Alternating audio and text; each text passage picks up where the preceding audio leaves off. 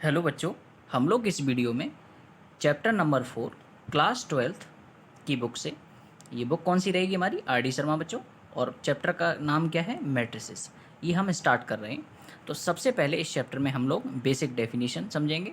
छोटी छोटी डेफिनेशन है, बस थोड़ा सा आप इनको समझ लीजिए। उसके बाद हम लोग चैप्टर एक्सरसाइज करेंगे।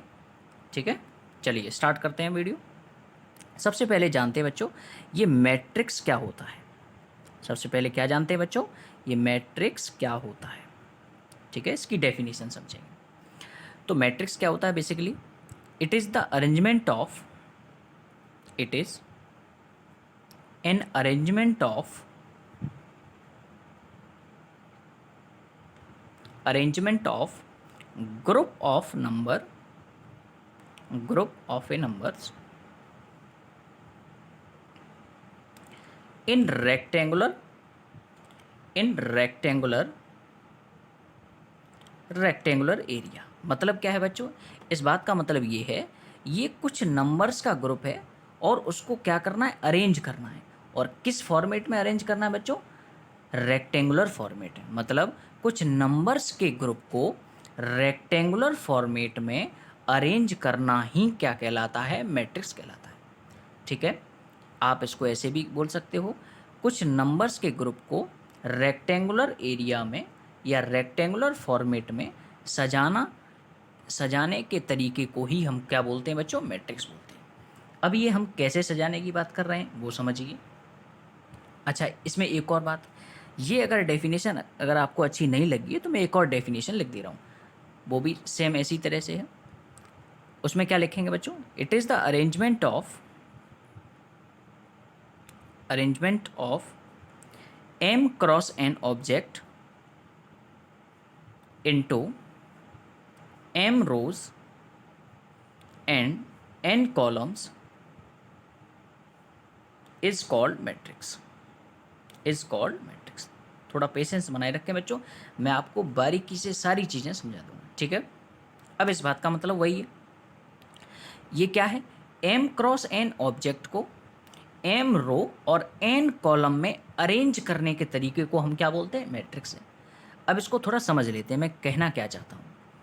मान लीजिए मैंने क्या किया, कुछ नंबर लिए 1 से लेके 6 और इनको रेक्टेंगुलर फॉर्मेट में देखो कैसे सजाएंगे। जैसे मैंने कुछ नंबर लिख दिए 1 2 3 4 5 और 6, ये मैंने कुछ नंबर लिए, इनको रेक्टेंगुलर फॉर्म में हमने क्या किया है, सजा दिया है या फिर अरेंज कर दिया है।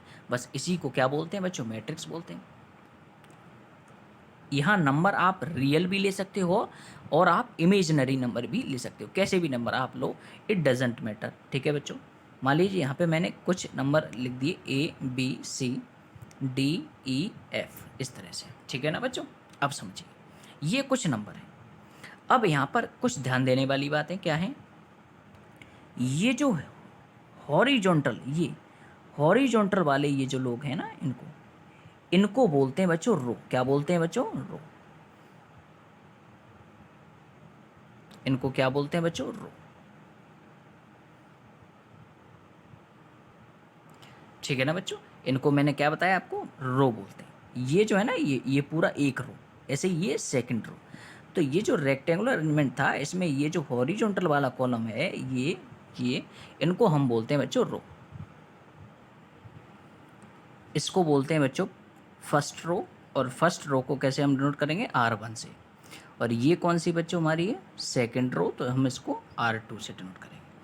अब सुने बच्चों, ये जो वर्टिकल वाले एलिमेंट हैं, ये 1 और 4, इस पूरे को, इसको हम बोलते हैं बच्चों फर्स्ट कॉलम। क्या बोलते हैं बच्चों, फर्स्ट कॉलम या कॉलम। ऐसे ही 2 और 5, ये पूरा एक दूसरा कॉलम है। ये फर्स्ट कॉलम हो गया, ये सेकंड कॉलम हो गया। ये कौन है बच्चों, 3 और 6, ये कौन सा हो गया बच्चों, थर्ड कॉलम। तो ये है आपका कॉलम 1, ये कौन है बच्चों, कॉलम 2, और ये क्या है बच्चों, आपका कॉलम 3। तो कॉलम 1 को बच्चों C1 से, कॉलम 2 को C2 से, और कॉलम 3 को C3 से डिनोट करते हैं। ठीक है ना बच्चों, ये बात आपको समझ में आ गई होगी। यहाँ पर आप देख सकते हैं रो, रो 1, इसमें रो कौन सी होंगी, ये ए बी और सी ये पूरी क्या कहलाएगी बच्चों, R1 यानी कि रो 1 पहली रो। ऐसे ही डी ई एफ ये आपकी क्या कहलाएगी, R2 यानी कि सेकंड रो। इसमें अगर मुझे कॉलम पहचानने हो तो कॉलम क्या होंगे बच्चों, ए और डी ये पूरा कहलाएगा आपका कॉलम 1 यानी फर्स्ट कॉलम। बी और ई ये आपका क्या कहलाएगा बच्चों, कॉलम 2 यानी C2। सी और एफ ये क्या कहलाएगा बच्चों, आपका कॉलम 3। तो मैं ये कह सकता हूँ इस मैट्रिक्स में दो तो क्या हैं बच्चों, रो हैं, और कॉलम कितने हैं बच्चों, 3। तीन कॉलम हुए इस मैट्रिक्स के और दो क्या हैं, रो। ऐसे ही इस मैट्रिक्स में बच्चों कितने रो हैं, इसमें भी बच्चों दो रो थी और कॉलम कितने थे, 1 2 और 3। टोटल कॉलम कितने थे बच्चों, 3। ठीक है। अब यही जो मैट्रिक्स का जो मैंने ये रिप्रेजेंटेशन किया है, इस मैट्रिक्स को हम लोग कैपिटल लेटर से डिनोट करते हैं। कैपिटल लेटर से मतलब कैपिटल ए हो गया या कैपिटल बी हो गया या कैपिटल सी हो गया। तो एक नोट पॉइंट लिख लो बच्चों। नोट पॉइंट क्या है, इट इज़ मैट्रिक्स को हम कैसे डिनोट करेंगे, it is denoted by capital letter A B C and dot dot. आप इसमें से किसी को भी चाहे ए से डिनोट करें, चाहे बी से डिनोट करें, चाहे सी से डिनोट करें, ऐसी कोई बाउंडेशन नहीं है। ठीक है। ये मैट्रिक्स को आप कैसे डिनोट करेंगे बच्चों, कैपिटल लेटर से। ये बात समझ में आ गई होगी। अब दूसरी बात आती है बच्चों, किसी भी मैट्रिक्स का ऑर्डर क्या क्या होता है। अच्छा, एक और बात समझिए, ये जो 1 2 3 4 5 6 ये जो नंबर है ना, इनको हम बोलते हैं बच्चों एलिमेंट्स ऑफ द मैट्रिक्स। यानी कि एलिमेंट को ही हम दूसरे नाम से भी जान सकते हैं, मेंबर ऑफ द मैट्रिक्स, या फिर बोल सकते हो एंट्रीज ऑफ द मैट्रिक्स। क्या समझे। तो ये जो 1 है ना, 1 ये क्या है, एक एलिमेंट है किस मैट्रिक्स का, इस मैट्रिक्स ए का। या फिर इसी को हम 1 को क्या बोल सकते हैं, ये एंट्री है।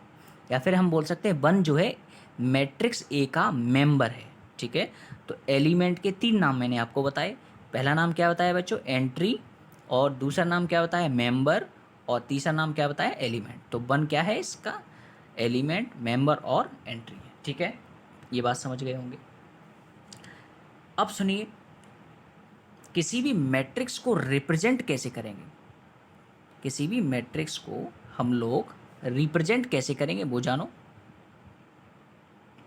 रिप्रेजेंटेड बाय, किसी भी मैट्रिक्स को आप इस तरह से रेक्टेंगुलर इस तरह से दिखाएंगे, इसमें आप एलिमेंट लिखेंगे, या फिर आप ऐसे स्मॉल ब्रैकेट बनाएंगे इस तरह से, ऐसे भी डिनोट कर सकते हैं किसी भी मैट्रिक्स को, या फिर किसी भी मैट्रिक्स को आप इस तरह से भी डिनोट कर सकते हो।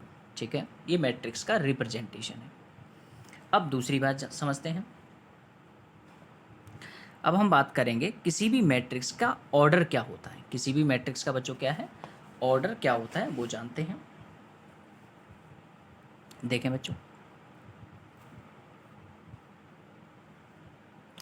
Order of matrix,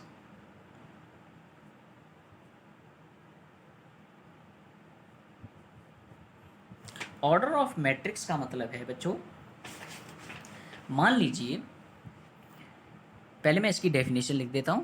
order of matrix का मतलब है number of row cross number of column. मतलब किसी भी मैट्रिक्स में सबसे पहले आप ये पता करो उस मैट्रिक्स में कितने नंबर ऑफ रो हैं और कितने नंबर ऑफ कॉलम हैं, और बस क्रॉस लगा के लिख दीजिए। जैसे बच्चों एग्जाम्पल के तौर पे मैंने एक मैट्रिक्स लिखी और उसमें कुछ एलिमेंट मैंने लिख दिए 2 3 4 और 5। तो अगर मैं आपसे पूछूं इसमें रो कितने हैं, तो आप कहोगे सर ये वाली 2 और 3 ये पूरा एक रो है, ये पूरी क्या है बच्चों, 2 और 3 ये मिलके फर्स्ट रो बनाएंगे। ऐसे ही 4 और 5 मिलके क्या बनाएंगे, सेकंड रो। यानी कि इसमें कितनी रो हैं, 2। तो नंबर ऑफ रो कितनी होगी बच्चों, 2। ऐसी कॉलम कितने हैं बच्चों, इसमें ये पूरा एक कॉलम है, ये पूरा बच्चों क्या है, दूसरा कॉलम है। तो इस मैट्रिक्स में दो क्या हैं बच्चों, कॉलम हैं।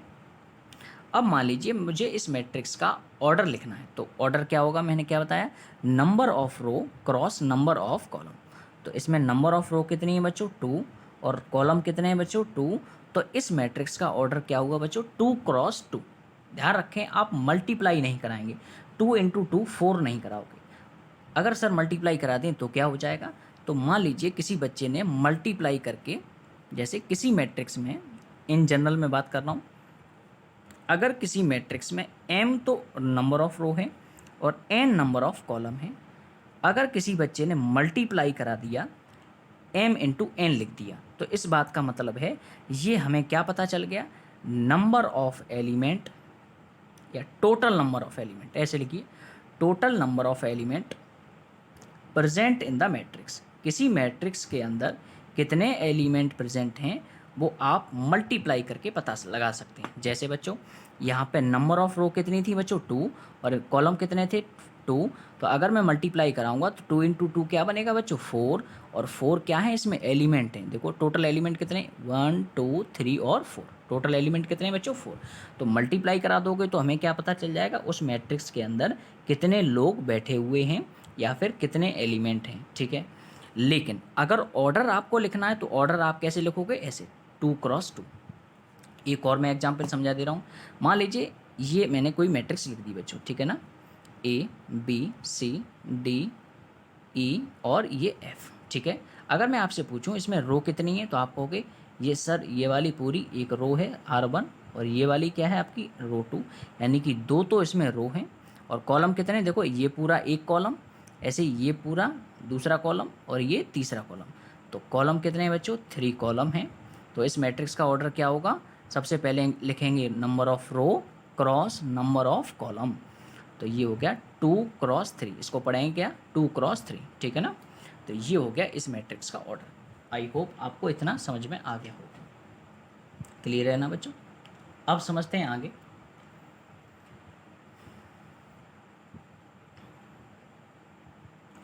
अब हम बात करने जा रहे हैं बच्चों